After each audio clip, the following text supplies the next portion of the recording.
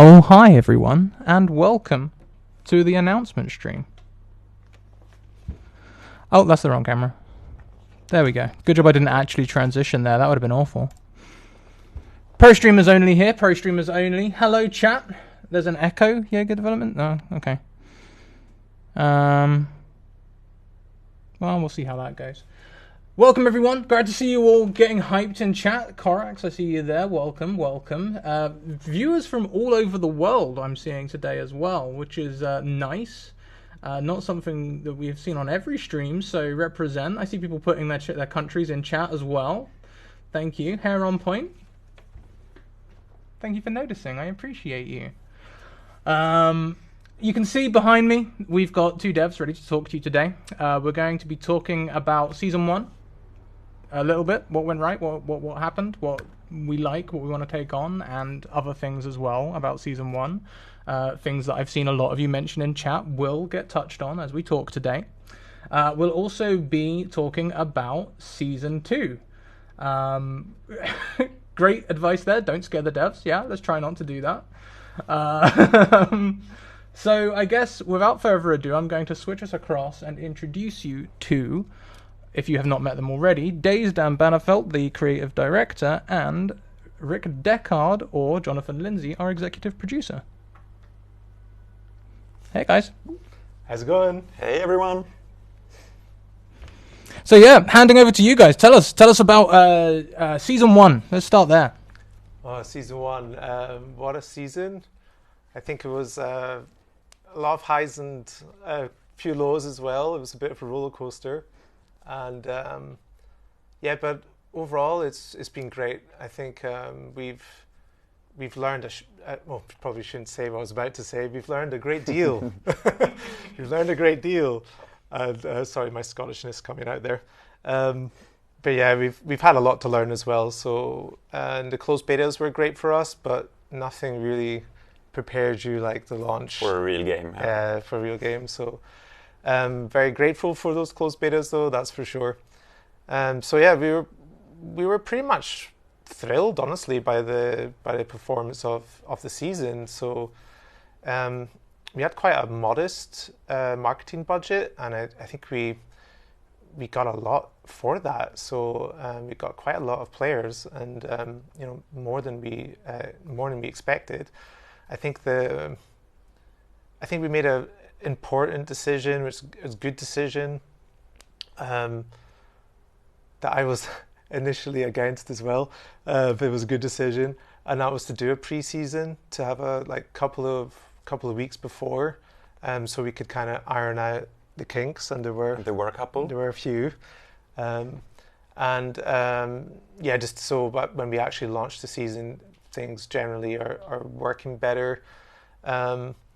I think the team did an amazing job. So big up for the TCF team. It was very hard to get the game ready, and people put a lot of passion and energy into it. And you can tell. I think the game is pretty solid.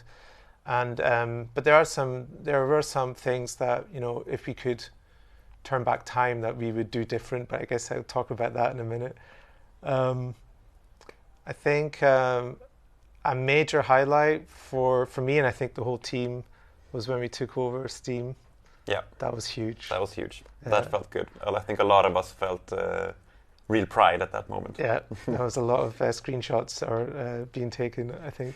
I know I did that. It's my background on my home laptop. Oh, nice. Yeah, so that was a huge moment. I mean, I think, we're all really passionate gamers, and really passionate about making great games, and that's kind of recognition in a way, so that felt amazing.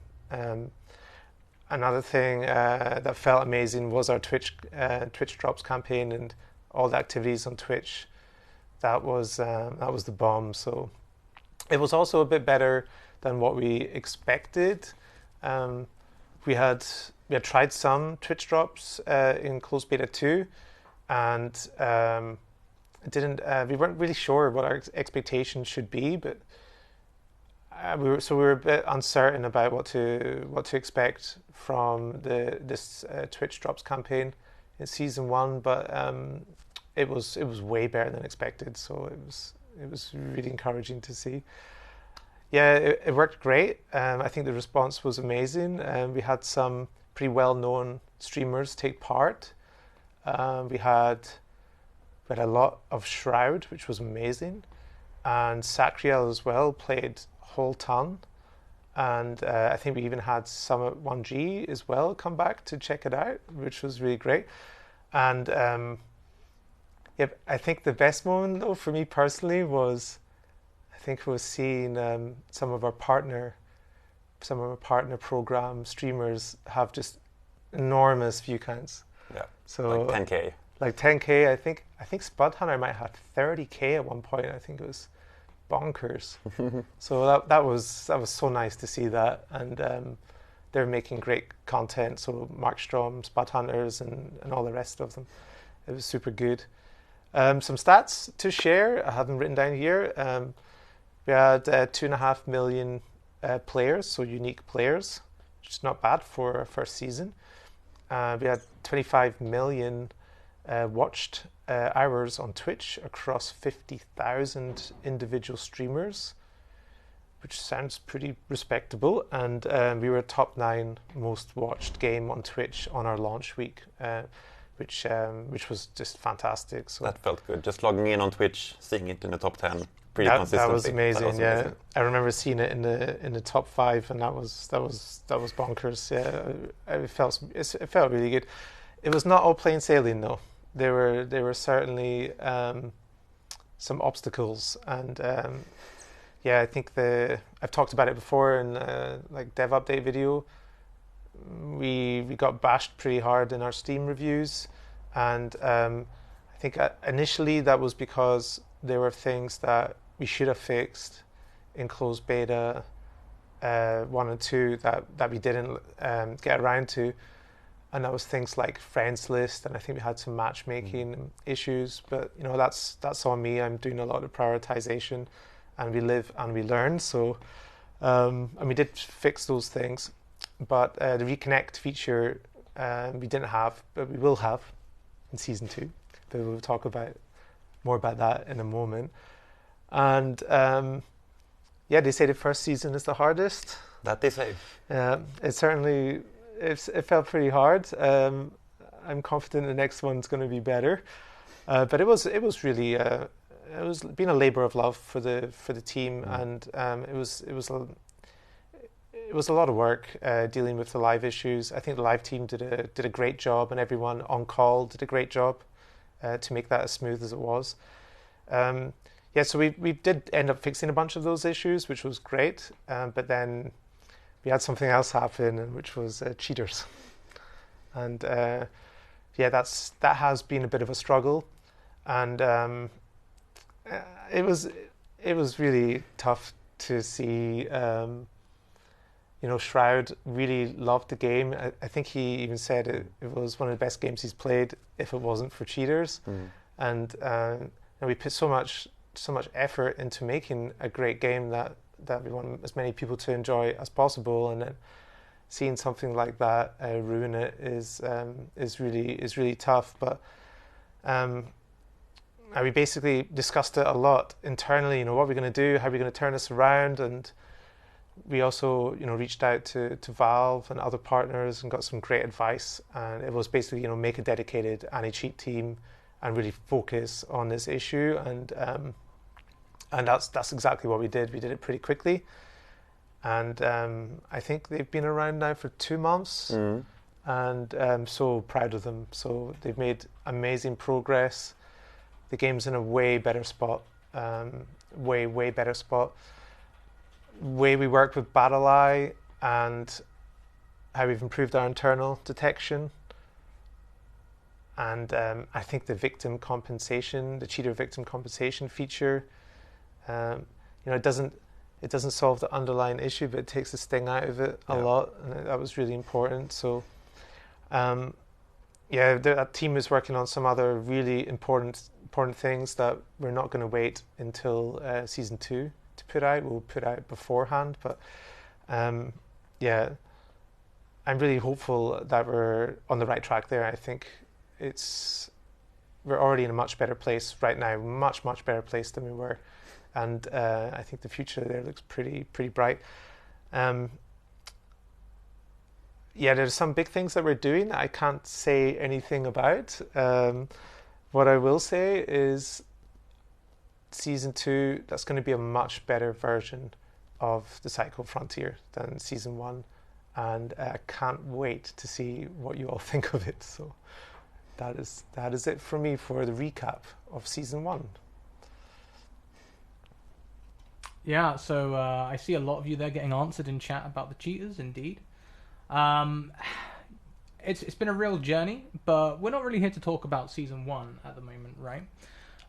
This is a Season 2 launch stream, so, well, announcement stream, not a launch stream. Let's not get too hyped. Let's not get ahead of ourselves. So I guess without further ado, we should just play the Season 2 trailer.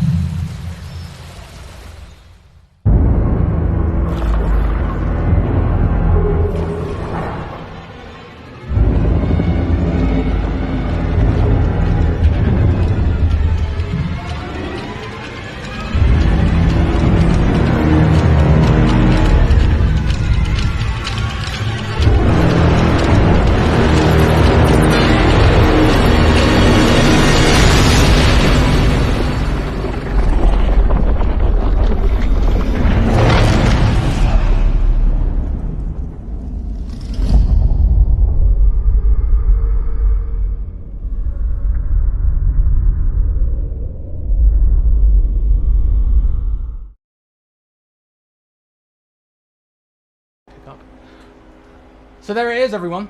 Season 2. Let's go back over to the devs to hear more about it. Is it Dan this time talking on Season 2? Dan? Well, I mean, we have a video to showcase the content set and the feature set for Season 2. Sure, but tell us about the date and the... 28th of September. Yeah. So we've had to push the date back by 2 weeks. And the reason we did that was because we want to make progress on the issues impacting the live game right now, which I was just talking about, and progress we are making. So that's fantastic. Yeah. And we really want to get the new content right. It's quite big in scope. It's quite something, and we just want to fully deliver on. We want to fully deliver on that. So another 2 weeks in the oven felt like the right thing to do. So, and sorry, I know that many people are really champing at the bit to play the game, but it's going to be worth it with the 2 extra weeks. They'll fly past. So, and there'll be some exciting things happening during those 2 weeks as well. That's true. To ease the pain a little bit. Yeah, that's true. I guess we'll talk more about that later. But exactly. That's some pretty cool stuff. Yeah. So. But perhaps we should just jump into the Season 2 content video to show you guys what we have in store. Let's do it. Yeah, sounds good to me. Sounds good to you. Sounds good to me. Let's fade over to the next video. We'll go for a slow fade. Get ready for this chat, okay? Fade with us.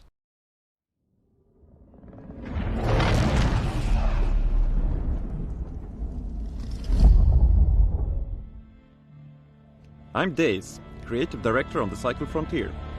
Today, we're excited to reveal the scope of the Cycle Frontier's second season, where you'll get to explore the depths of Theris Island. With Season 2, we add a third location to the game, Theris Island. Theris Island is intended to be the most challenging and tense map in the game so far, and is only unlocked after progressing to a certain point in your campaigns.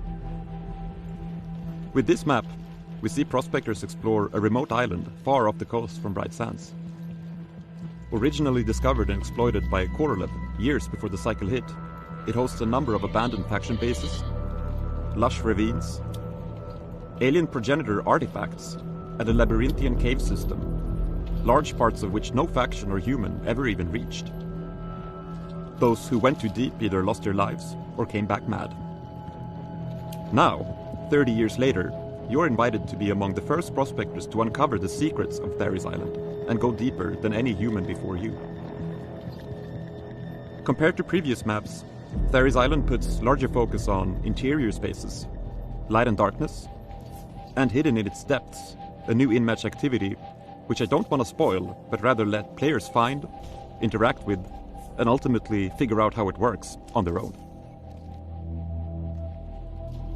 What we can say about the new activity, however, is that it in some way relates to combinations of perks being added to gear. This will have several impacts on the game, including having the best of an item within its category is no longer about just one thing. For example, having the best armor in the game won't just be about damage mitigation. Additionally, you'll be wanting to try to get your favorite combinations of perks, but also the highest stats of those perks on your favorite items. That's all we're gonna share for now, as we want to leave the actual discovery of these features up to the community. With Season 2, we're also adding new campaign missions. Theris Island is unlocked by progressing in the existing campaigns, but we're also adding new branches for each faction that guide you through the map, exposing players to more and more challenging content. Each faction has their own reason for being interested in Theris Island, and you'll get to explore those as you uncover the history and secrets of its underground tunnels. We're also going back and iterating on the main campaigns, adding variety with new mission types and conditions. What we want to be is a game that asks you to overcome increasingly difficult and different types of challenges, rather than grind over repetitive tasks that you've already mastered, and we'll be improving this over time. With the new season comes a brand new Season Pass. We hope to take what we've learned from Season 1 and deliver an improved Season 2 pass with more unique cosmetics to unlock, more relevant gameplay rewards, and better balanced progression. With Season 2, we are finally adding a much requested feature, the ability to reconnect to a server without losing your gear, if you were to for any reason get disconnected or crash from the game. We know that this has been requested by a lot of you, and while it took some time, we're happy to finally be adding it to the game. We're adding some pretty big pieces of content with Season 2, but we're also improving the core game, and here our number one priority is anti-cheat. We don't want to be a game where your experience is regularly damaged by cheaters, and this is an ongoing fight. I don't want to give too much detail away here, but with the major season patch comes big updates and tweaks to our anti-cheat measures that overall should result in cheating being more difficult, annoying, and costly to do than during Season 1. We hope that these updates, together with the recently added compensation system, result in significantly less cheating overall, but also that it's less damaging to your experience when it does happen. We're also working on implementing ping restrictions, which will limit the ability to hop on servers outside of your intended region. We hope that this will lead to two things: less laggy players on any server, and added difficulty for cheaters to make the lives of law-abiding prospectors harder on whatever region they please. This is a feature we hope to add to the game soon after the launch of Season 2. Note that you'll still be able to squad up with friends from outside of your own region. We're also doing a number of fixes and quality of life improvements, such as sorting in the cell screen or showing stack sizes in shops. You can expect more quality of life improvements to get implemented as the season is live, including things like the ability to bookmark and track recipes or bulk buying gear from shops. When it comes to balancing, there are a number of things we want to address with the launch of Season 2, the main one being: while we want low-tier players to be able to take down a well-equipped player if they play smart and skillfully, we also want each step in armor tiers to actually matter. We feel that this hasn't quite been the case with epic and exotic armor during Season 1, and we have retuned weapons and armor to address this. As always, keep the feedback on balancing coming. We see it as a constant dialogue with our players. Those are the main additions and changes for Season 2, but what about the future? To not give too much away, some of the features we're looking to add in the upcoming seasons include tactical gear built for specific playstyles, the Howler, a flying mini-boss that roams Fortuna 3, new sci-fi guns added to especially the mid part of progression, new maps that showcase wilder parts of Fortuna 3, further PvE enemies as well as new dungeons, clan systems, and more. Don't hesitate to let us know in chat what features you'd like to see next and why.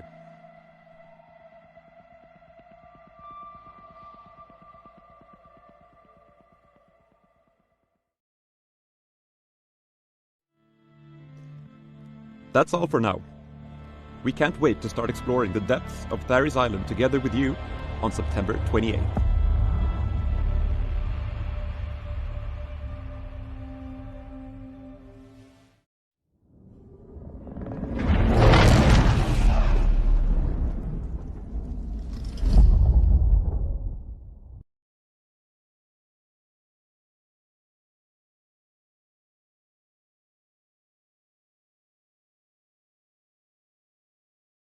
You should remind them.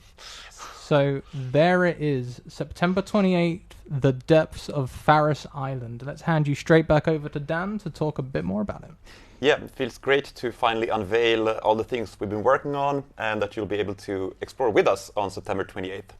But before we dive into a little bit more of the details about Season 2, we alluded to those 2 additional weeks. There will be some stuff happening. It's something we're calling the Cataclysm.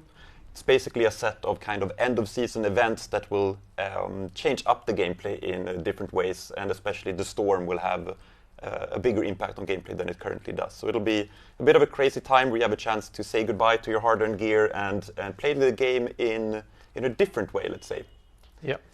A bit more events in general, huh? So laser drills, meteors, crazy stuff happening. Crazy stuff happening. Yeah, and what happens then, of course, new season means wipe. So you'll keep your Aurum, you'll keep all your cosmetics, but your gameplay relevant gear, your gear and your K-marks will be wiped. So everyone starts on a fresh slate for Season 2. And your progression. Yeah.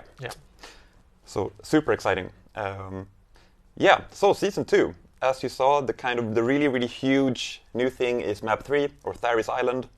It's a pretty different map from what we've had so far. It's pretty spooky. Pretty spooky, very spooky. And together then with the Tharis Island, the big thing we've hidden in its depths and the ways that interacts with gear. What is it, Dan? Well, I'm not going to want to spoil too much because we actually want you guys to be the ones to discover it and ultimately find out how it works. Okay. Yeah. That's a tease. That's a tease, absolutely. So did we want to open it up at this point and take a few questions from chat? Chat is moving very fast, but we can grab that. If you want, I can keep a scope out for questions as you talk us through the next segment, and I can try and start grabbing some of those. Chat is moving very fast though, so maybe use your if you have enough channel points to highlight your message. That would be fantastic. Just like Golden Skin Wen from Shellsman. Thank you. Yes. So people are asking about new weapons and creatures. New weapons and creatures?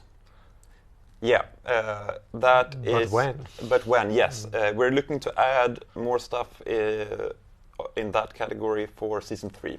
Yeah. So we try to do a big season, and then a slightly smaller season, and then a big season, and a slightly smaller season. Just because from production point of view, things take a long time to be built, and that just makes the most sense to organize how we create content. But when we say small, it's not really small. It's more about staggering the teams. So exactly. Right now, it's a lot of the cool stuff comes from the maps team, for example. But yeah, we already hinted at it now that we want to have the return of the Howler, for those who might remember that from the old cycle. Which is quite different. But differently, a lot scarier, a lot more TCF, and it'll be. We shouldn't spoil it too much, but it's a big flying monster. Let's say that much, and new guns as well for Season 3. But there will be, I think that's worth mentioning, that as part of the kind of secret thing hidden in the depths of Tharis Island. Oh, it's going to change your gunplay. It's going to change gunplay, and it's a new way to look at gear. Let's say. Yeah. So I'm seeing a common theme through the questions. I'll try and sum up a few of them. A lot of them are asking about quality of lifestyle stuff, like more customization of sounds or different ways to changes to the way that trees and things are unlocked. Can you tell us a little bit about maybe the smaller things, not so much the big things, but the smaller things? Yeah, we're working on, so quality of life stuff is something we're working on pretty much continuously. There's some going out with Season 2, some we want to release in patches during the season. I can just encourage everyone to let us know what the things that would have the highest impact on your player experience would be. I think I got one. Yeah, which is it? Saved loadouts. Save loadouts. Yes, that is also already in the list. So there are things we will be adding, like being able to bulk buy saved loadouts, including modded guns. Bookmarks for recipes, so you'll be able to bookmark recipes for player quarters and crafting, which is huge. Seeing what you're currently crafting, so you can easier skip it, for example. Yeah, there's loads of those things coming in with Season 2 and as the season goes on.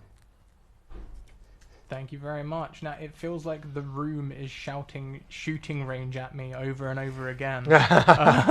Any comments on a shooting range? I mean, we've discussed it recently. We want it. We want it, yeah. We have to see when we can do it, though. Yeah.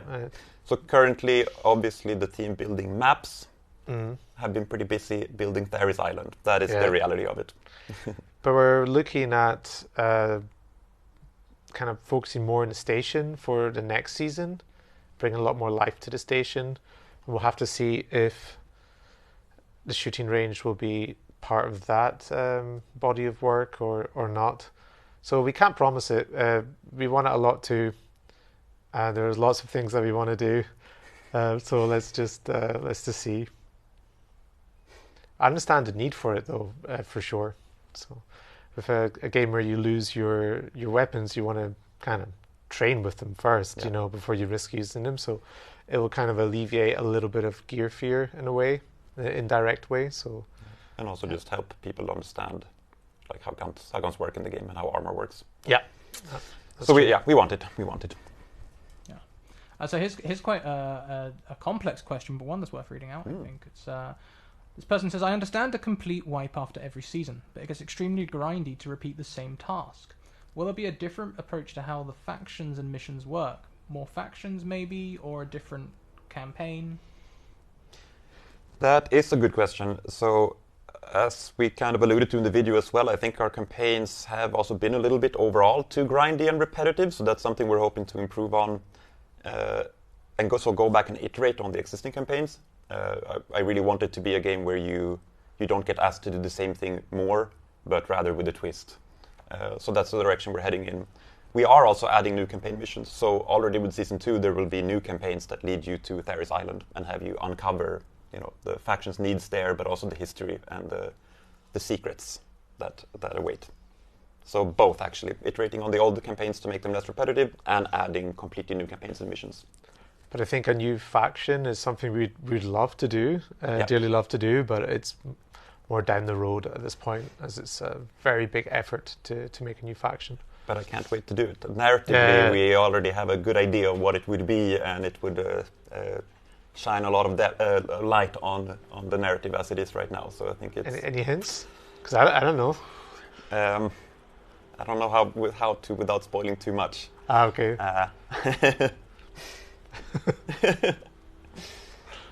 Excuse the slight camera freeze there. We got that fixed real quick. So it seems like the room is gathering up again. I feel like there's like one group of troublesome kids in the room that just keeps ganging up and like chanting like shooting range, and now it's like kill cam.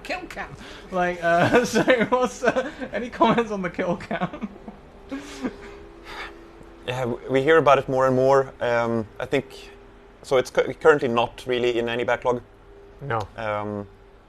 But I mean, again, our backlogs are informed by what our players want. I think we'd have to be careful with how we do it. Yeah, but I think we also got quite a lot of feedback from players that would point the direction of how to do it well. Yeah. So I think there is definitely a way for how to do it. I think it might be a bit tricky. At least I heard it's maybe a bit tricky for us to do it, just technically to do it. But usually these things are possible. It's just how expensive are they in terms of development time. So we need to look into it basically and see. So at the end, it's a bit of a cost-benefit equation. So I think the benefit is, that's what we learn from you guys. So and the cost, we first of all have to investigate it. That we haven't done yet. We honestly been focused on other things, and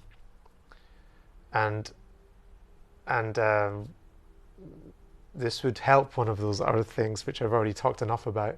Kill cams would also be helpful for that. So we see the benefit of it. Yeah, there's a few people who are sort of reacting to that question even as well, and also talking about spectator cam, which is another route we can kind of go down. I know a lot of the people I end up speaking to are speaking about that as well. Yeah. I'd love a spectator cam, I have to say. I really love that. Where is the time? There's been a few people asking about the sort of the station, the space station, any expansions to the space station, including the player quarters, and having things like trophies, maybe an end of season trophy or something. And has the camera frozen again? What is going on with this camera? I'll refreeze the camera while you address that. Okay. Yeah, so we have started to discuss that more internally. There's some proposals internally. Our art director is passionate about this as well, and he's put together a really good overview of what we could do. We want to do trophies. There are other things that we could do in terms of vanity, and there are bigger discussions about what we could do in terms of the player quarters themselves, like maybe being able to upgrade them, like visually. But these are all at the early kind of ideation stage. But I have to say they're pretty exciting, and I'm personally quite hyped due to a game I used to play a long time ago called Necron 2 that had cool stuff like this in it. But let's see. But as you mentioned already, we do want to put a significant amount of effort on the station for Season 3. So that means it's going to look better. You'll hear a lot more voice lines. There'll be a lot more life, so make it a lot more immersive, because it's not really up to par with the rest of the game right now. No. And part of that is also finding ways to make the player quarters also more gameplay relevant. So have them connect with other progression systems meaningfully a bit more. Yeah. I mean, specifically with wipe, the wipe as well, that you get some kind of trophy that you did the season. Especially the people that really do it all, like all the campaigns, all the player core upgrades. There needs to be something for that. It's too awesome not to recognize it. Yeah. So, but I can't give the details of exactly what it'll be. What I can tell you is we have like over the last couple of weeks been discussing it and looking at proposals. So it's something I feel confident that we can make progress on in time before Season 2 finishes, not before it starts, but before Season 2 finishes. Okay, awesome. I've got a feeling this might be an easier one, but maybe not. Maybe there's stuff that you know that I don't. Maybe. But people are asking about trading mechanics in the game, something that we've touched on before. I mean, I like trading mechanics, but I'm not sure if it's the right thing for us to do. Yeah, it's something I know the design team is passionate about, is actually rather having something like a barter NPC. So have a little bit more of, trading, but not player to player. What are we scared of? With player to player? Well, I mean, I guess there's many things to be scared of. I think there is real money trade, there is shortcutting progression. So I love being boosted by a friend, for example, but I also don't just want to jump into the game and get kitted and skip, what could have been a lot of really, really tense and dramatic game. Yeah, makes sense.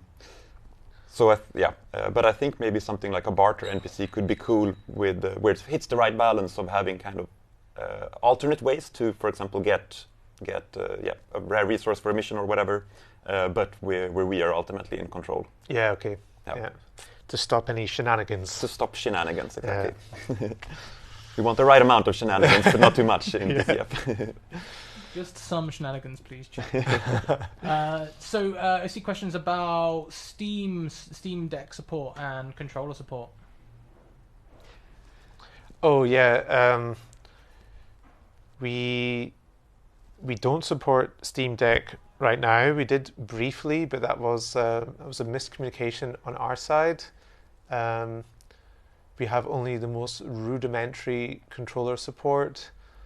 It's something that we prioritized highly in the past because we know that for some people it's very, very important because of actually accessibility. For some people who can't use a mouse and keyboard.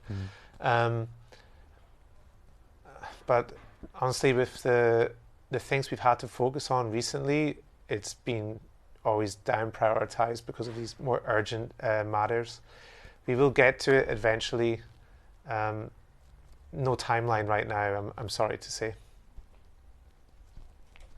Okay, yeah. I see a lot of you talking about which weapons to buff or nerf. Basic Lancer.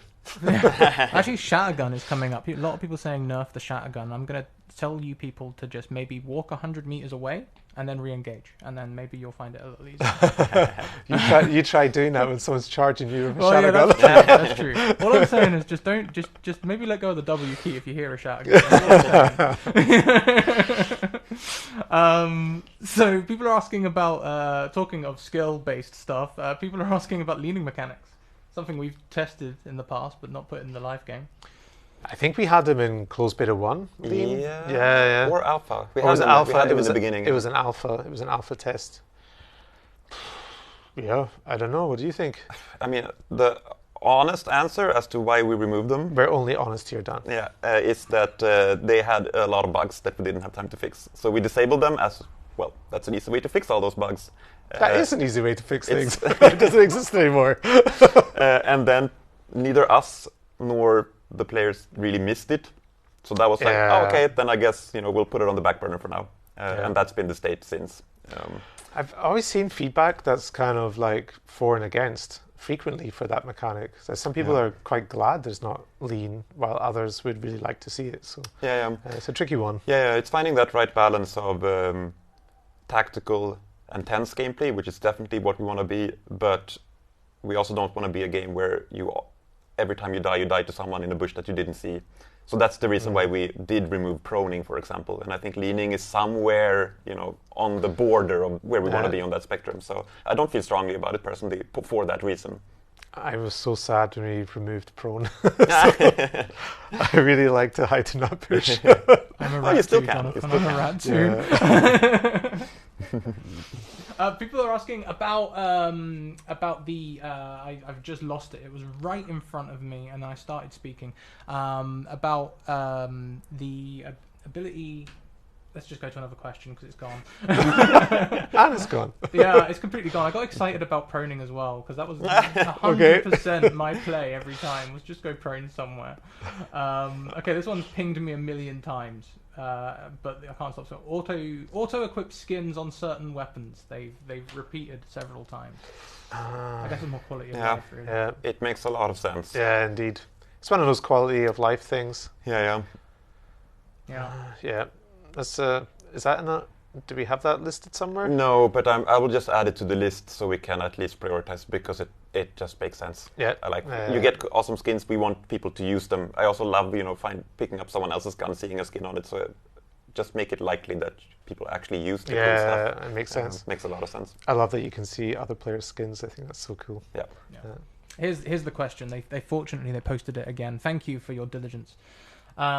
Team play, something we talked about before. Things like revive mechanics, teammates spawning in other parts of the map, or things to do when your teammate dies and you just end up waiting on the station. I guess is the question. Yeah, I mean, I have a opinion on it, but like I wonder if there's a way to do this where we allow people to join. Once they die and are back in the station, that when they go and queue up again, that they will be guaranteed to join where their friends are, and then they just have to travel across the map to where they are. Yeah.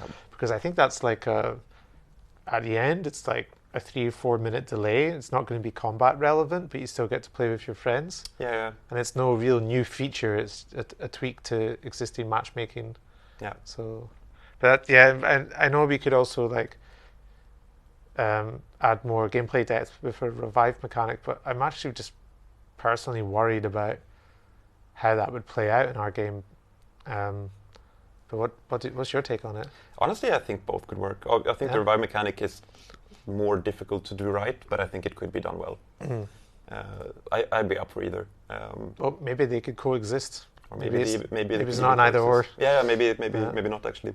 So I mean, I want a lot more like fun tactical gear, and I think the revive one is a pretty cool one of that. Where you know, should you invest playing with your buddies? Should you invest in being that well prepared and giving up the money and backpack space for it, etc. It would take a while to like activate and for sure it would have to. We definitely not a game where you want to have people being revived while you're still fighting. Definitely not. Yeah, that would be really frustrating. Yeah. No, it's something we also want to solve. It just with the other stuff going on, it kind of it didn't bump itself up to the top of the list yet. Yeah, that's true. Yeah, we also we had more issues with solos versus trios and stuff in the past, which also made it more difficult to consider. But I think we're maybe in a better spot now with our matchmaking when it comes to solos and trios. Okay, so I think we're getting close to the changeover. So maybe we'll just take one more question here. I'm not sure if it's the same person who's been like spam pinging or whether it's several people, and at this point who can tell in this chat? It's moving so fast, there's no way to know. But it's asking about extra utilities, specifically items that would affect the stamina or stamina regeneration. Yes. Like I alluded to it, like for Season 3 we want to introduce new items that really promote tactical play and also kind of playing your certain play style. And I think I want to have items that interact a lot with other systems like stamina or whatever it might be. Utility belt? That's also definitely an option. Yeah, that sounds like a cool thing to progress within. You know. So what those items will be exactly, we're just starting the ideation phase of. But yeah, I know what kind of game I want it to be, and that's one where it really, if you want to play super tactical, you can. Yeah, that makes sense, yeah. Now, there's one here that was really good, and I was like, hey, we'll probably end there, but actually this question made me think, someone's pointed out, we talk a lot about being cautious about the things that we implement, which is good, obviously. We don't want to be too gung-ho with what we implement. But they ask, have we thought about putting together a public test server so that people can come and test the new features with us? Yeah, we have talked about that a lot in the past, and that was our initial intention. And now we have something that is not really that. It's the focus test group. So, for example, we have a whole bunch of players that were just playing Tharis Island over the weekend and giving us feedback on it. But you know, like other big titles in Steam, they have an open public test server that you can it's a client that you can download and you can play whenever you want. That was the intention. We just haven't got to it yet. We're not sure exactly the right way for us to do it, but we do really like the focus test group. It's been super valuable. Really, it kind really of saved good. our assets a couple of times. More than once. More than once. So yeah, but I understand it's maybe not. It's not really solving the problem, or perhaps for the player who wrote that in chat, because it's kind of invite only and it's a small group, and it's awesome because we do roundtables with them. So in Discord we all get together and we actually talk about it and have a conversation. Yeah, which is not possible to do if you have 10,000 people in a public test server. But I don't think it's an either or, right? So we could do both. We could have still this small focus test group and allow people to try the game out on a public test server. We honestly just need to think about it and see if we want to do it or not. But we've often discussed it and thought about it. I think we need to make a decision. Yeah. thank you very much for talking about it now. So, we are coming up to 4 p.m. our time, which is when the drops will begin for this week. So, let's talk a little bit about that.